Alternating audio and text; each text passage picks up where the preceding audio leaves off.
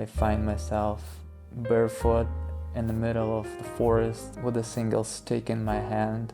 How do you make it possible to live such life? And that was distracting me from talking about my life and myself as an artist. And that actually bring me to the point where I felt myself absolutely helpless. To begin with, I want to set the starting point of the story, because I do believe that context is one of the most important things in the story. In 2022, I left the country and started a brand new life, and it was kind of 1 hour decision when my friend called me and said, "Yo bro, we're going to move out of here right now. We have a car and you have to decide if you're in or not." So I just packed my backpack and we just rode straight away. So in one moment I found myself in a completely new environment with no exact plan, with no huge resources, no skills on earning money in remote jobs or online somehow.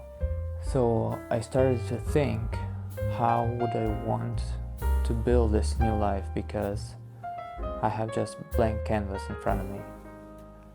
And I understood deeply inside of me that this is my chance to build the life that I want from that moment and further, because even though I was frightened as fuck and had like almost zero income and bills that were 3 times higher than ever before, I understood deeply inside of me, I felt it in my heart that I just cannot live the same life that I lived before, and I just cannot accept going to 9-to-5 job again and avoiding doing my art and crafts, because this is what I wanted to do all my life, and now it's a chance to start doing it with no compromises.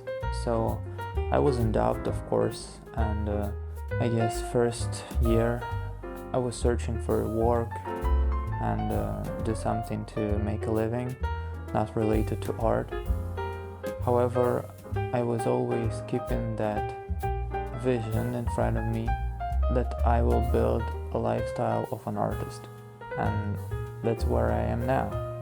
I'm a full-time artist for about a year already, and that means not that I'm making money from art. However, I'm just focusing on art and spending 95% of my time on art and on content creation and all that kind of stuff that is built around my vision. That's the funny thing, because here we come to the point one that I understood deeply. I remember myself about 6 or 7 years ago when I was a student and figuring out what I want to do in my life. I was watching a bunch of videos on YouTube and Instagram, searching for a type of role model for myself, and I found an interesting profile of the guy named James Barkman. He's a photographer and a traveler, and at that time he was living like in a camp van, riding around the country, shooting photos and videos in his 20s, and I was super excited about this lifestyle. And I remember him on one interview when he had a question like, how do you make it possible to live such life? And he said that it's about your relationship with God. And I thought at that time that it was kind of weird, because I didn't consider myself as a religious person. However, now I can say that I understood what he was talking about, and for myself I feel that it's 100% true.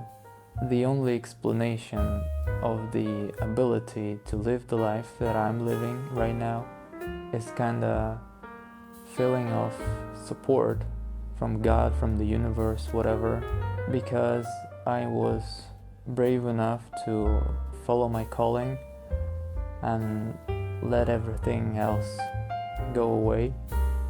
So in some kind of way it was appreciated. And I'm not saying that I'm not aware of where my income comes from. To be fully transparent, I may say that I spend about 7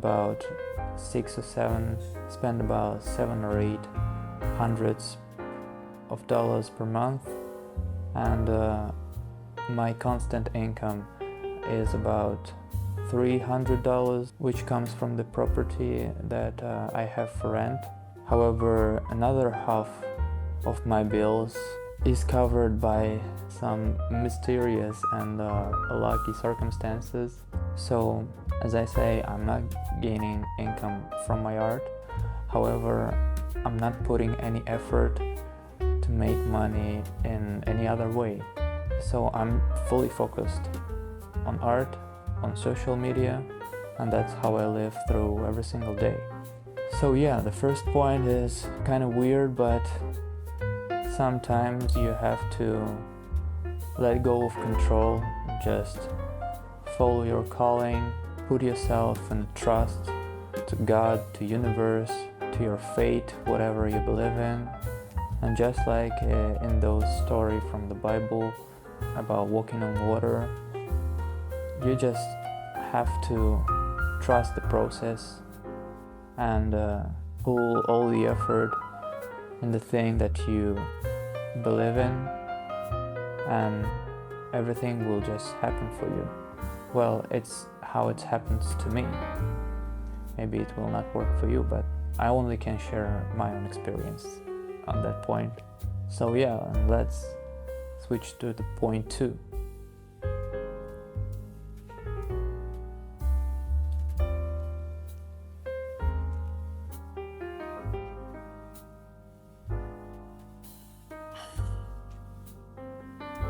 When diving into the life of your dreams and building a specific lifestyle, if you don't have everything covered in front, you would face yourself with a situation when you would feel a lack of resources. And that's the main thing that make people afraid of change, I guess, because most people are afraid of losing comfort. And that's where the point 2 comes in. I kind of knew it intellectually, but now I really understand it deeply and feel it and experience that to live the life of your dream, you need to sacrifice something. And in my situation, it's the sense of comfort and safety, because as I said before, I'm not making a huge amount of money, and I'm not able to save money right now. I don't have a security insurance, I don't buy clothes, I don't go to the restaurants mostly, and all that kind of stuff. I just spend all my spare money on craft materials and on some events, which is also crucial, but I'll talk about it a bit later. So my life is kind of RPG game right now, where I find myself barefoot in the middle of the forest, like with a single stick in my hand, trying to figure out what to do and meeting new people, doing something from what I can find, and taking small steps towards the life that I dream of. And I can say it's pretty encouraging process, and it's kind of adventure. I feel myself in the center of adventure actually, because I cannot say what's gonna happen next. I cannot say that I'm always sure about what I'm gonna do if something distracting will happen. I just move with the flow, and maybe the flow is not the right word for this process.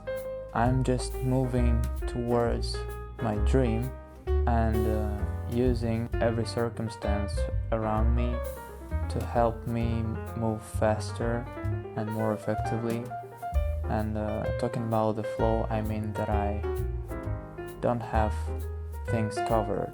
I'm just working with the circumstances that surround me, and that's pretty exciting experience. Straight to the point 3, as I mentioned before, I invest in events and parties, and I see it not as the entertainment, but as the strategic step, because what I figure out that if you have no resources, you need to meet people, because people is the main source of any kind of goods you may think of. I spend a lot of time sitting at home alone with my wife, and I was just trying to do everything on my own in order to save money, not going anywhere, just creating something, posting it online, and that actually bring me to the point where I felt myself absolutely helpless. And from the moment when I started to meet new people, to get deeper conversations, to hear their stories, to share my story, I've started to notice that opportunities started to come in my life, and I was involved in collaboration. I found spots to share my art and take exhibitions. I found real support from fellow artists and other people related to art, and that really helps me a lot to move forward, not only because of this physical opportunities, but also because of mental state. I'm starting to feel myself as a part of community, and started to feel the real port anchors in life, and that's the great thing. So if you're finding yourself in a situation when you have a blank canvas in front of you and you don't know where to start, I would suggest you to go out and meet people related to the life that you want to build. I'm not saying that you should try to sell yourself a lot and think about a profit talking to every person. No, just build true relationship with people. Find someone who is interested in the same things that you are, and just try to become friends. Try to build some kind of relationship that is natural, and that's the thing that would push you forward.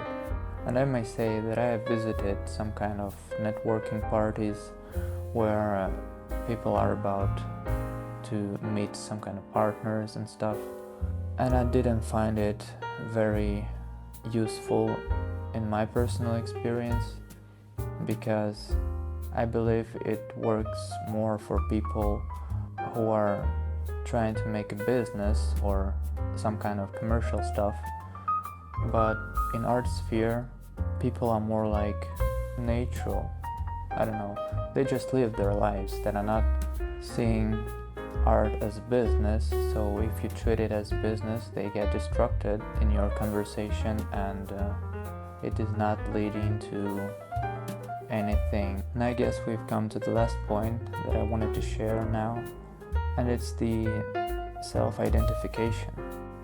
It's not the new thing that working a full-time job and being an artist in the same time not helping your creativity and distracting you from creating art and moving forward somehow fast. But the thing that is not often talked about is the sense of self-identification as an artist. When I started to avoid doing things that are not related to my vision, not related to art and content creation, I started to feel the desolation of the imposter syndrome, which is very common in creative sphere. It's the idea of myself doing only things related to art, even though I'm not thinking that my art is great, and I may have a variety of doubt about myself and art. The core idea that I am ashamed to consider myself as an artist started to dissolve, because it just became an ultimate truth. I'm not doing anything else except of art, so who am I then? An artist, of course. That's the thing that really helps you to do things, to take real action, because that's the power that you get from feeling truth behind you, from feeling yourself natural on your path, and understanding that there is no alternative path for you. You are getting strength to do things, to meet people that you are afraid of talking to show your art more, talk to curators, engage into conversations, promoting yourself, doing more bold steps that you were afraid doing before.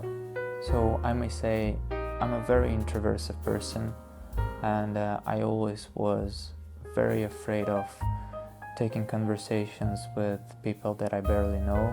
And even talking about the content creation, I was thinking about starting a YouTube channel for about 2 or 3 years already, and I've started doing it just from the beginning of 2025, because before, the idea of self-identification wasn't working for me, because I was doing a lot of things and I could not consider myself as an artist fully, and that was distracting me from talking about my life and myself as an artist.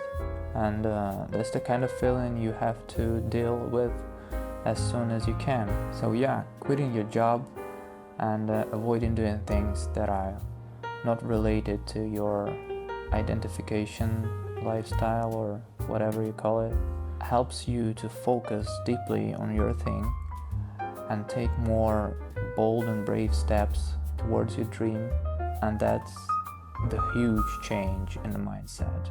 So to sum up, I may say that it's risky, of course, to quit your 9-to-5 job and moving forward without your butt covered, but it's pretty exciting and can be a kind of a fuel that may bring you to your dreams way faster, and you will definitely have a lot of interesting stories to tell after. So yeah, that was my experience. I hope you enjoyed it, and I would be very grateful for your support. Please share your thoughts and experience about that in comments, and I'll see you in the next one.